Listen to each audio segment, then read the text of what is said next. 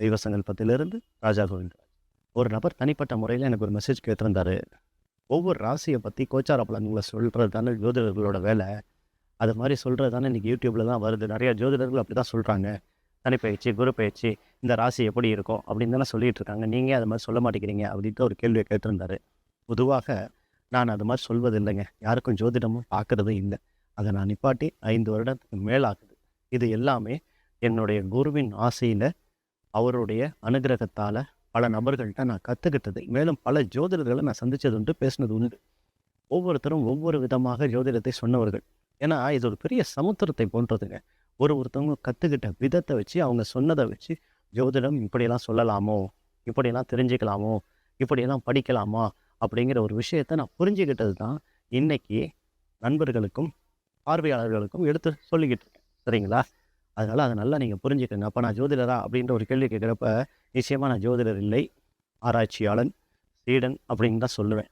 ஏன்னா இந்த ஜோதிட கணக்குக்குள்ளே போகிறப்ப வான் மண்டலத்தோட ரகசியங்களை தெய்வத்தோட தொடர்பு படுத்தி நம்ம புரிஞ்சிக்க வேண்டியது கட்டாயங்க.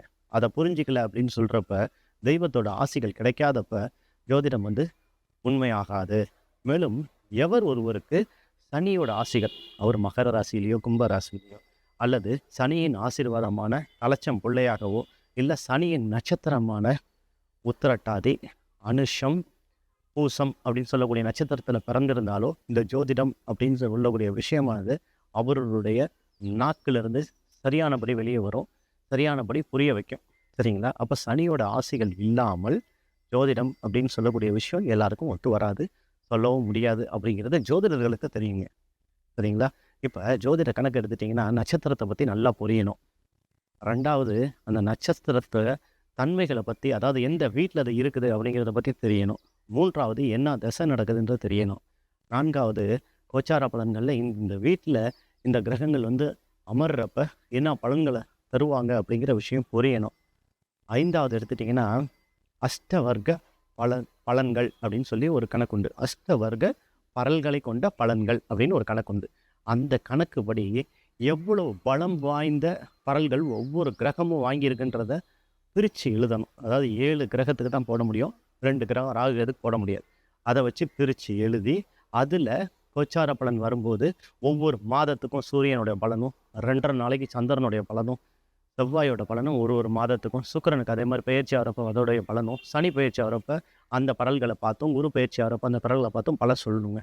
அப்படி சொல்லப்பட போதும் தான் ஜோதிடம்ன்றது ஒரு 75% கரெக்டாக வருது.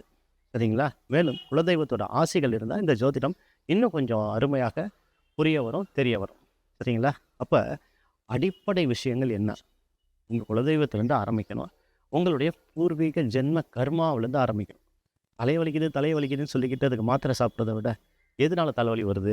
கண் பிரச்சனையா, பல்லு பிரச்சனையா, மூளையில் ஏதாவது கட்டி இருக்குதா? இந்த மாதிரிலாம் ஆராய்ச்சி பண்ணுவாங்க இல்லையா? ஆராய்ச்சி பண்ணி அதுக்கப்புறமேட்டு தான் அந்த ஆணி வேரோடு எடுக்கக்கூடிய வைத்தியத்தை செய்யணும்.